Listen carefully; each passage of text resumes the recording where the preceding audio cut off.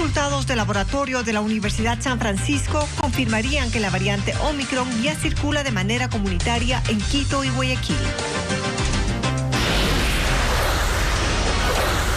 Los establecimientos y negocios que incumplan la exigencia de carnets de vacunación podrán ser sancionados. Después de Navidad se retomará el transporte de combustible a través de la nueva variante del poliducto que fue construida en la zona del río Coca.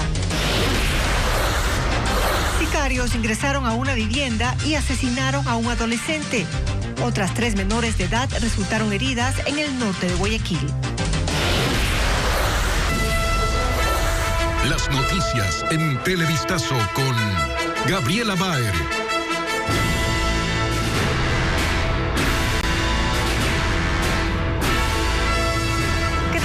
Bienvenidos a Televistazo en esta víspera de Navidad. Aquí empezamos con las noticias. 5 casos más de la variante Omicron fueron detectados en pacientes infectados con COVID-19 en Quito. Los científicos de la Universidad San Francisco que analizaron las muestras aseguran que esta variación del virus ya tiene transmisión comunitaria en la capital y en Guayaquil. Carla Delgado con los detalles. La llegada de la variante Omicron al país obliga a los investigadores al análisis de más muestras de pacientes contagiados con el virus. Los últimos resultados determinaron que hay 5 casos más. Todos son de Quito. Así lo informa Gabriel Trueba del Instituto de Microbiología de la Universidad San Francisco. Sí, tenemos resultados de pacientes que aparentemente no tienen ninguna relación con viajes internacionales, es decir, probablemente es transmisión comunitaria ya.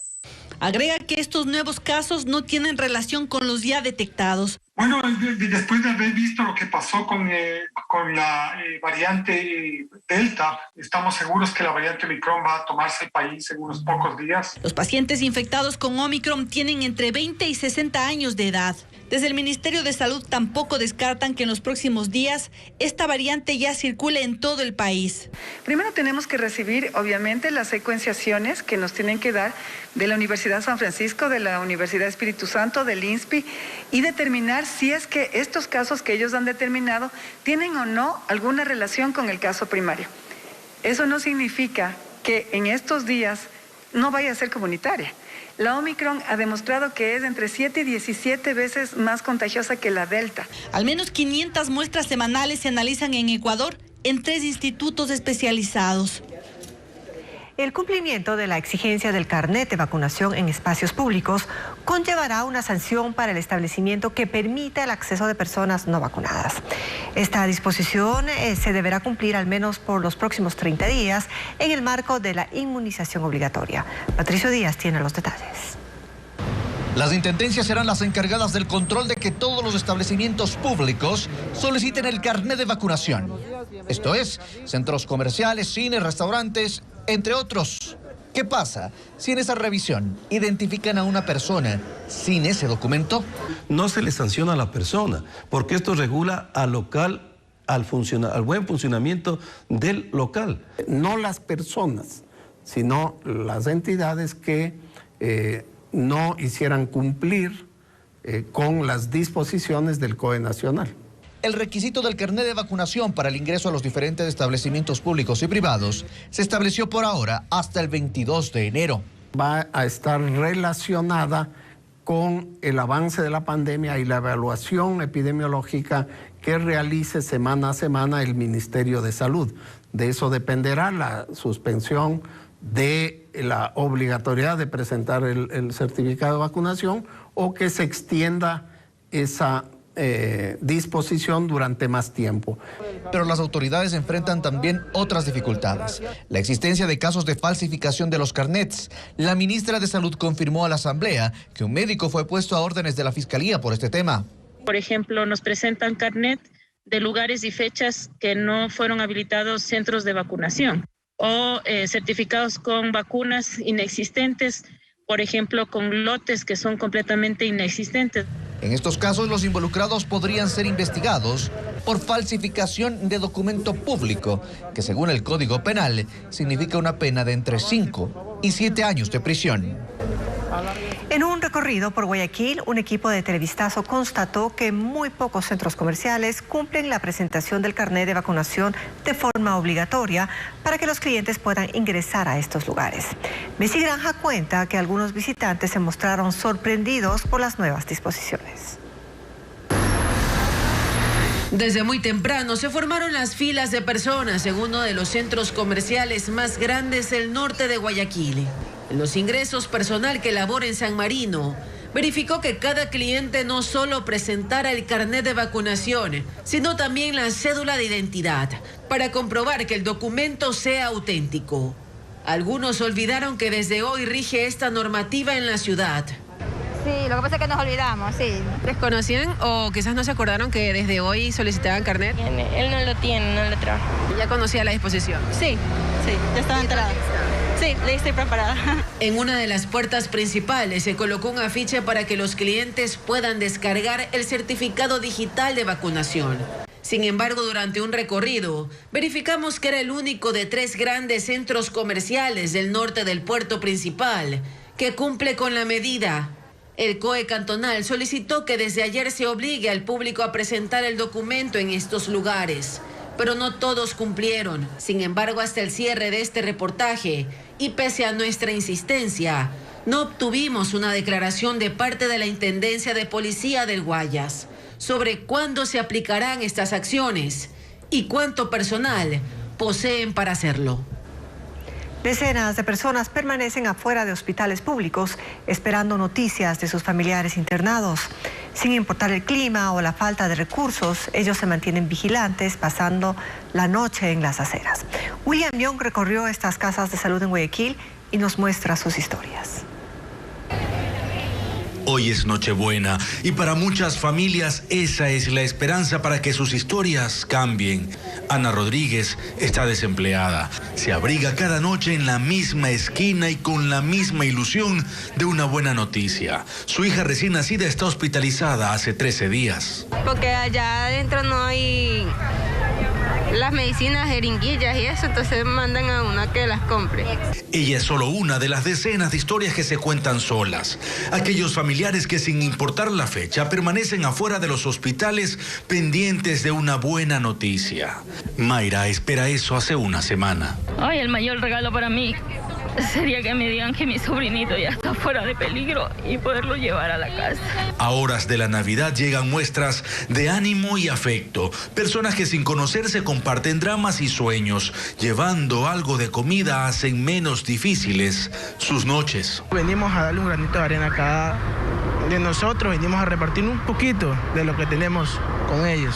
Afuera del hospital Abel Gilbert, en el suburbio de Guayaquil, encontramos a Oscar Duarte. Dejó su familia en Juján para estar junto a su sobrino hospitalizado. Cuando piden medicinas no hay adentro, uno le toca sacar de su bolsillo donde no tiene y ir a comprar medicamentos. Y aunque estas historias no son aisladas y se repiten hace meses, la ministra de Salud, Jimena Garzón, dijo que dispuso dar información permanente de los pacientes a sus familiares afuera de los hospitales. Es obligación de nosotros como médicos y como entidad responsable de la salud de la ciudadanía dar información sobre sus pacientes. El año está por terminar, pero parecería que sus historias aún no tienen un fin. Anhelan que en esta Navidad llegue el regalo de la sanación. Vamos a cambiar de tema. Niños vuelven a ser víctimas colaterales de la violencia. Un adolescente murió y 3 menores de edad resultaron heridas tras un ataque armado registrado en el norte de Guayaquil. Los sicarios ingresaron al interior de la vivienda de una mujer que hace poco había salido de la cárcel.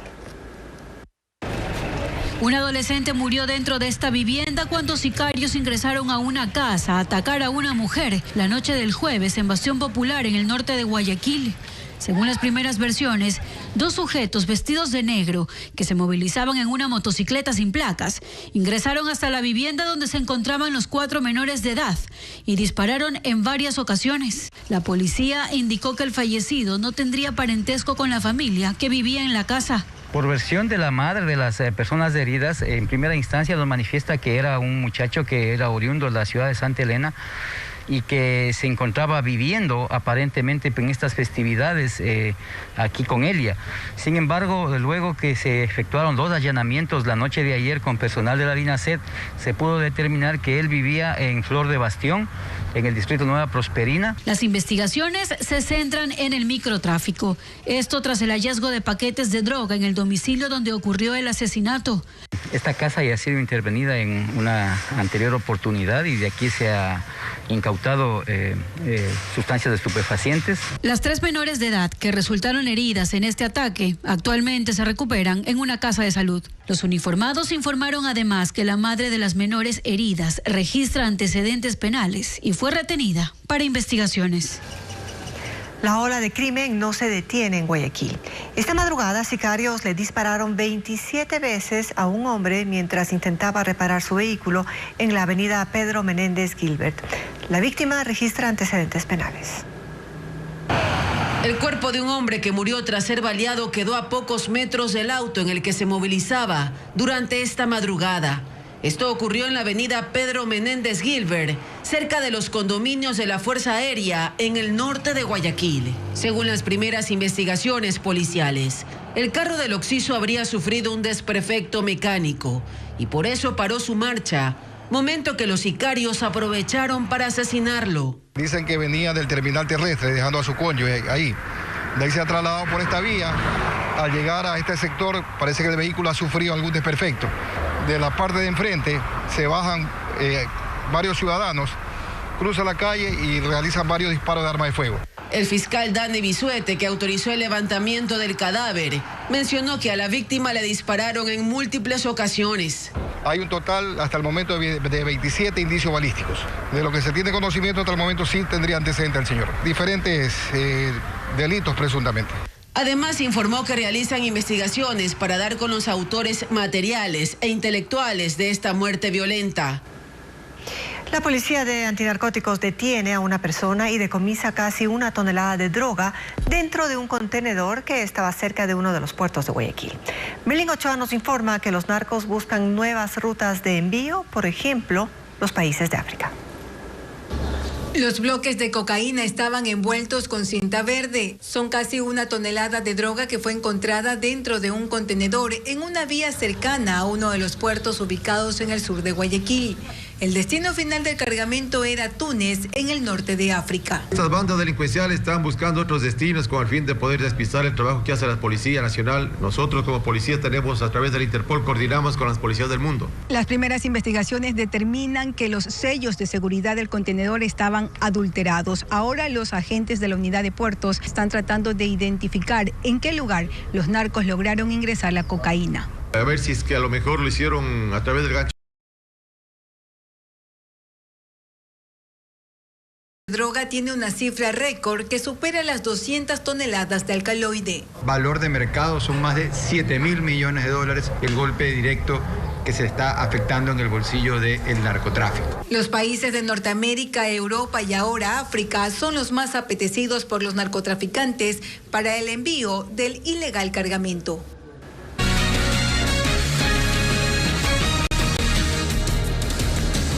Continuamos con más noticias. La próxima semana, Petroecuador reiniciará el transporte de combustible por el poliducto Chuchufindi-Quito, afectado por la erosión regresiva del río Coca. Mientras tanto, sigue el trabajo para la construcción de la nueva variante del sistema de oleoducto transecuatoriano SOTI. Paul Romero con el informe. La construcción de la variante del poliducto Chuchufindi-Quito, afectado por la erosión del río Coca entre las provincias de Napo y Sucumbíos, registra un avance del 98%. El transporte de combustible será lo primero que retome Petroecuador luego de casi un mes de trabajo para reubicar esta tubería, como también la del sistema de oleoducto transecuatoriano SOTE. El ministro de Energía y Recursos Naturales No Renovables, Juan Carlos Bermeo, recorrió la zona y dijo que se prevé reanudar las operaciones después del feriado de Navidad. Tenemos que hacer las cosas con absoluta seguridad, pero en la medida de lo posible, ajustándonos al cronograma y ojalá adelantando las fechas por beneficio del país. El gobierno está preocupado por esta obra. Mientras tanto que la séptima variante del Sote de 3 kilómetros registra un avance del 95%. Más de 200 técnicos de la estatal petrolera y del Cuerpo de Ingenieros del Ejército realizan maniobras complejas para el ascenso de la tubería en las faldas del volcán Reventador en proceso de erupción. Además, el trabajo se dificulta por las malas condiciones climáticas. Tenemos un clima que no ayuda, unas condiciones adversas, pero como he hablado con los técnicos encargados de la obra, la seguridad y la vida de los trabajadores es la primera prioridad. Según el gobierno, desde el pasado 8 de diciembre, cuando se suspendió el transporte de petróleo, se registran pérdidas de casi 600 millones de dólares.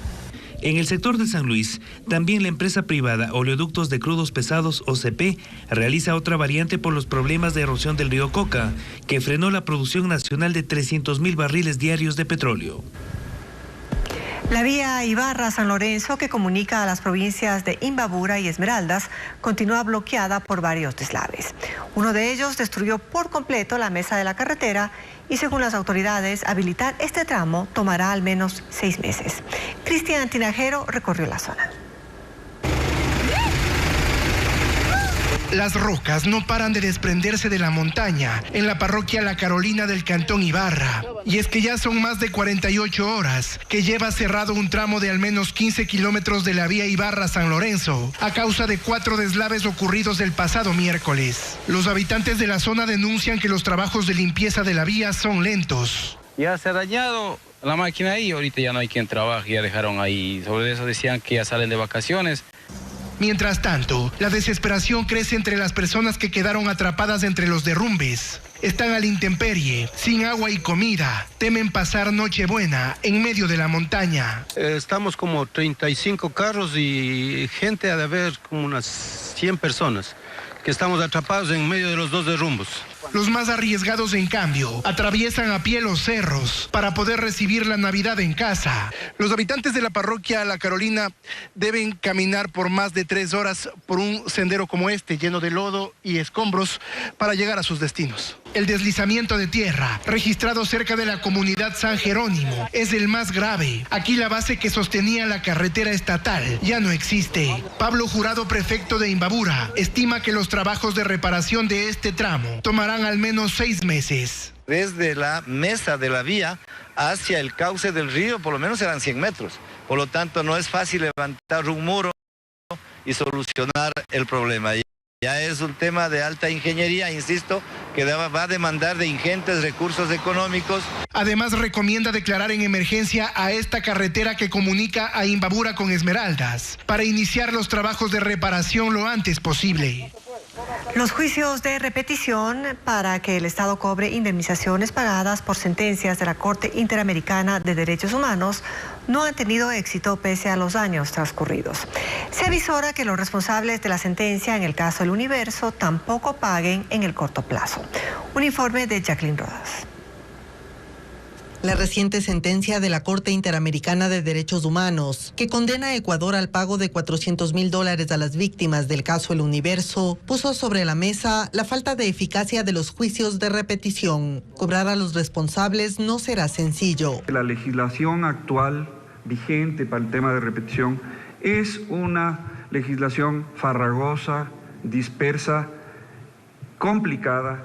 Y eso es lo que ha hecho que los procesos de repetición no hayan sido exitosos hasta la fecha. Según la Ley de Garantías Jurisdiccionales y Control Constitucional, la repetición tiene por objeto hacer efectiva la responsabilidad patrimonial por dolo o culpa grave de servidores públicos, cuando el Estado ha sido condenado a reparar materialmente mediante sentencia definitiva de un organismo internacional de protección de derechos. Con base en esa norma, en 2016 el Estado presentó 3 demandas de repetición que 5 años después no han dado resultados. Se trata del caso Quintana Coello, en el que la Corte Interamericana ordenó pagar alrededor de $12 millones a los jueces supremos destituidos en 2004 para dar paso a la recordada Pichicorte, y el caso Camba Campos, que dispuso indemnizar con $2.2 millones a los magistrados del Tribunal Contencioso, también ilegalmente destituidos, ambos durante el gobierno de Lucio Gutiérrez. El tercero es el caso Sarayaku. El Estado fue condenado al pago de $1.4 millones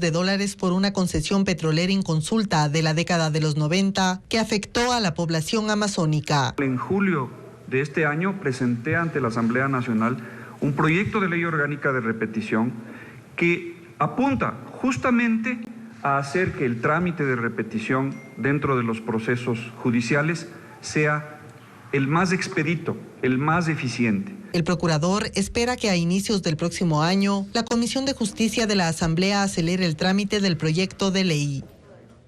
El sector comercial de Huaquillas pierde cerca de $3 millones mensualmente debido al cierre de la frontera sur.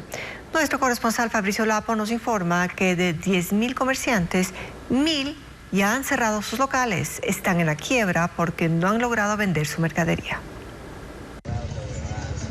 Debido a la pandemia, desde hace un año, 8 meses, ha estado cerrado el paso internacional en la frontera sur entre Ecuador y Perú. Con ello, se ha desplomado la actividad de miles de comerciantes de Huaquillas. Sobre la avenida La República, los locales lucen vacíos y algunos cerrados. Irene Castro oferta calzado desde hace más de 30 años. Dice que las ventas cayeron en un 90% y está al borde de la quiebra. Usted aquí ve locales cerrados, muchísimos locales cerrados, personas que se han ido de aquí porque ya no da más el negocio. Los 70,000 habitantes de ese cantón de El Oro viven directa o indirectamente del intercambio comercial con Perú. Por eso, con el paso de los días, la preocupación por la crisis económica incrementa. Estamos por el 2 millones a 3 millones de dólares mensuales que pierde la ciudad. Por lo tanto, Huaquillas está quebrado. Según datos de la Cámara de Comercio de Huaquillas, el cierre del puente internacional en la frontera sur ha provocado que 1.000 comerciantes de los 10.000 que existen en la ciudad hayan cerrado sus puertas. Mientras las autoridades de salud de ambos países mantienen reuniones para analizar la posible apertura del puente internacional. Sin embargo, reconocen que la presencia de la variante Omicron enciende una alerta que debe impulsar aún más la vacunación en la zona fronteriza. Del lado ecuatoriano, Huaquillas tiene un 85% de población inmunizada, mientras en Aguas Verdes, en Perú, solo el 67% se ha inoculado. El Estado ecuatoriano no ha anunciado una fecha para reabrir el paso, mientras los comerciantes siguen clamando ayuda, esperando poder vender sus productos. Diciembre es uno de los meses de mayor congestionamiento vehicular y en Guayaquil las compras navideñas influyen en el tráfico diario. William Young recorrió varias de las zonas comerciales del norte y centro del puerto principal, donde el intenso tránsito peatonal es otra característica en las horas previas a la Navidad. En Guayaquil circulan más de 500,000 de vehículos. Después de Quito, es la ciudad con el mayor número de automóviles rodando en sus calles. Aunque pareciera tradición, diciembre es el mes en el que las aglomeraciones son más frecuentes en las vías del puerto principal. Son las 8:33 de la mañana y empezamos nuestro recorrido aquí en la avenida Quito, en el centro de Guayaquil, rumbo al norte de la ciudad. Luego arribamos a otras de las grandes avenidas de Guayaquil porque quisimos juntarnos a quienes salen de sus casas dirigiéndose a las oficinas del centro o quisieron salir temprano a hacer las compras navideñas. Y una de las principales vías en el norte de la ciudad es la Avenida de las Américas. Justo estamos pasando en la intersección con la Juan Tanca Marengo. Este es uno de los puntos críticos, al menos en horas de la mañana. Rodar casi 2 kilómetros nos tomó 20 minutos. En estas imágenes podemos confirmar lo que imaginábamos. En un tramo la velocidad máxima fue de 40 kilómetros. No podíamos ir más rápido. Buses, camionetas de carga, taxis, decenas de autos particulares y cientos de peatones nos mostraron que el tráfico ya era más denso. La calle 10 de agosto tiene 3 carriles, sin embargo, circular en ella no es tan sencillo. Ahora estamos en el sector de la Bahía, en el centro de Guayaquil, un punto de intenso movimiento comercial y también vehicular. Mientras esperaba el cambio de luz, un taxista nos relató sus retos al conducir en estos días. Diciembre así. Así es, todos los días así, amigo. Y otro de los motivos para congestionamiento es el irrespeto a las señales. Aquí este sitio es prohibido estacionar. igual hay personas que se parquean en esta zona. Y así seguíamos nuestro recorrido. Eran las 10 de la mañana y así estaba el panorama. Peatones y autos conviviendo en el mismo espacio. Después de las 6 de la tarde, inicia otro de los periodos más críticos. Incluso me ayudo de una aplicación de teléfono celular para poderme guiar y me indica, al ponerse de color rojo, que ya hay congestionamiento en esta zona de Guayaquil. Esto ocurre a las 6:32 de la tarde. A esta hora, los expresos de personal se suman al tránsito copado por quienes terminaron sus jornadas laborales y retornan a casa. La Avenida de las Américas sigue siendo una de las más conflictivas. Desde la Autoridad de Tránsito y Movilidad de Guayaquil nos informaron que se definieron puntos clave en las horas pico. Allí se reforzó la presencia de personal, al menos hasta que finalice este año.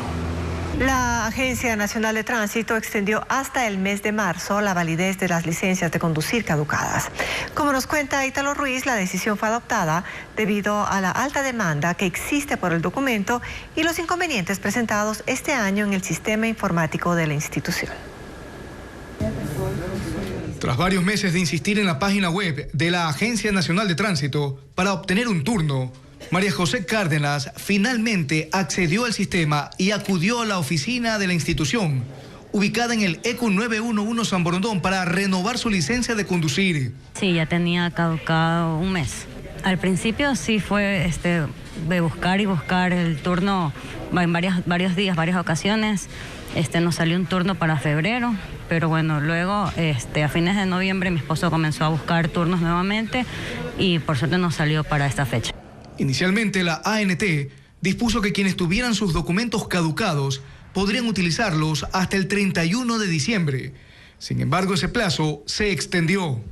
Hemos extendido hasta el 30 de marzo para que las personas que aún no han podido generar su documento puedan transitar, siempre y cuando mantengan a la mano el documento vencido o, en su caso, la denuncia de la pérdida o el robo, junto con el turno que se ha generado. Miguel Vázquez, director en Guayas de la ANT, señaló que la resolución obedece a la alta demanda y los inconvenientes registrados en su página web durante este año.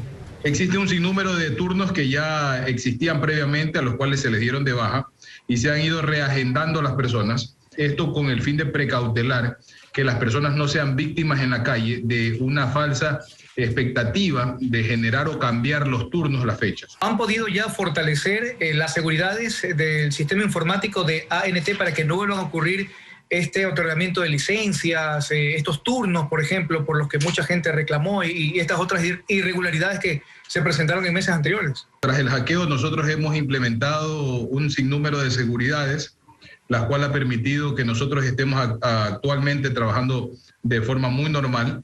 Recuerde que si usted conduce con la licencia caducada, también debe obtener y portar el turno de renovación para no ser sancionado.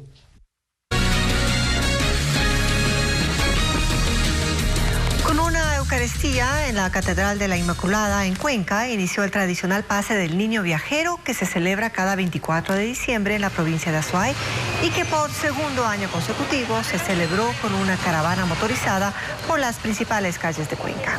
En este recorrido participaron 50 carros alegóricos. Los devotos observaron desde sus casas y algunos caminando alrededor de la caravana. Esta tarde, en cambio, en Gualaceo está previsto que sí se realice la popular procesión. Miles de personas salieron a las calles en busca de los regalos de temporada. En Quito, la cantidad de clientes y comerciantes superó el control metropolitano. Alex Ceballos con el informe. Aunque todas las personas usaban mascarillas, las aglomeraciones fueron evidentes en el centro de Quito durante este 24 de diciembre.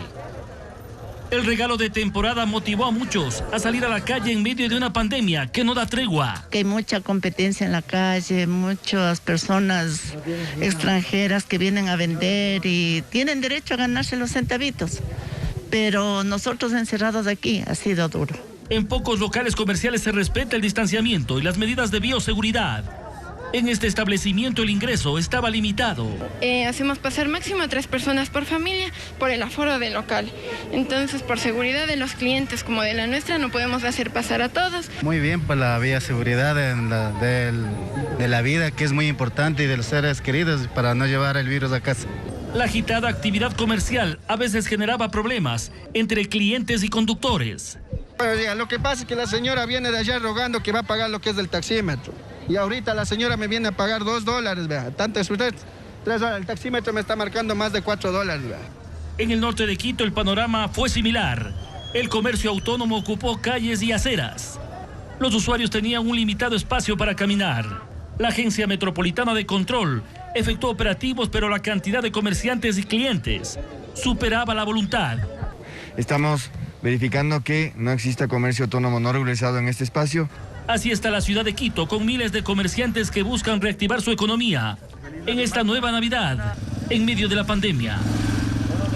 En el marco del feriado por las festividades navideñas, las terminales interprovinciales de Quitumbe y Carcelén en Quito, así como en Guayaquil, mantendrán activas sus operaciones 24 horas al día. Ana María Palacios recorrió las estaciones y nos cuenta si se cumplen las medidas de bioseguridad. La concurrencia ha sido masiva durante los últimos 3 días en la terminal terrestre de Quitumbe, en el sur de Quito. Se está trabajando casi a la capacidad completa la mayoría de los carros, tanto suben como bajan a la capital. Mientras que en la terminal de Carcelén, en el norte de la capital, el panorama es distinto, a pesar de que las frecuencias están operando al 100% de su capacidad según la última resolución del COE nacional. Algunas cooperativas de transporte sí están pidiendo el carnet de vacunación como requisito para viajar. Las servicios bus, lo que es la tripulación, ya lo que es a revisar carnet, igual lo que es el uso de mascarillas, alcohol, los desinfectan y pueden subir al bus. Mientras que otras cooperativas desconocen sobre la medida que hoy es obligatoria. No estamos pidiendo ningún carnet porque no hay ninguna disposición. Entonces, eso ya depende de las autoridades. Los viajeros tienen diferentes destinos, pero el mismo motivo: pasar Navidad en familia. O sea, tiene sus riesgos y sus límites, ¿no? O sea, tampoco vamos a pasar solos en la casa. O sea, también va a estar como es campo, va a estar en la Concordia con nuestros padres. En Guayaquil la afluencia es masiva. Los buses salen llenos hacia diferentes partes del país. Se estima que en este feriado, el penúltimo del año, se movilicen 150.000 personas desde las terminales terrestres. Y ahora una penosa noticia. Un hombre muere al caer en un drenaje de aguas lluvias en Guayaquil. Henry Dueñas habló con familiares que piden al municipio que investigue cómo una obra de regeneración urbana impidió que la víctima festejara la Navidad.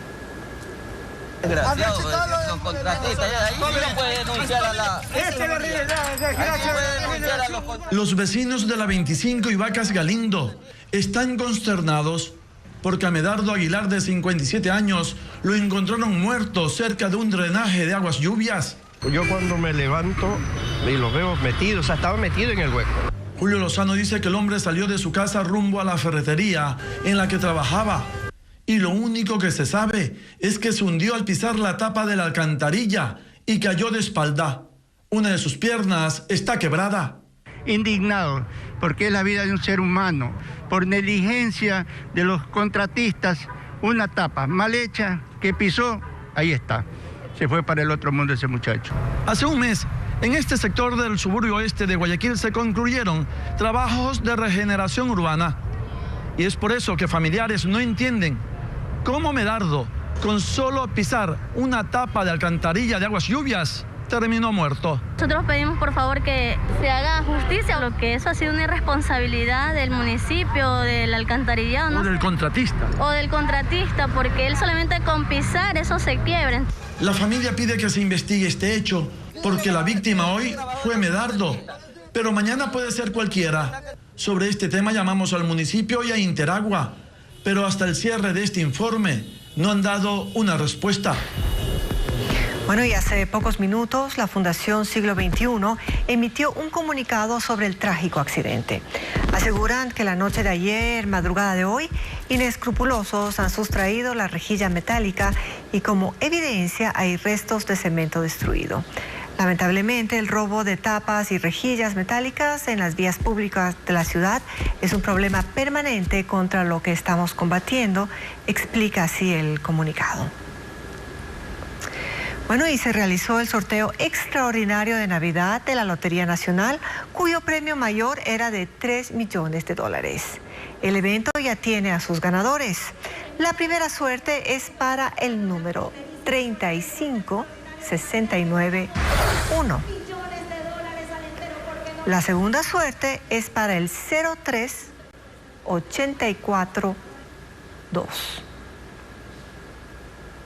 Ahí está el número de la segunda suerte y es el 03842.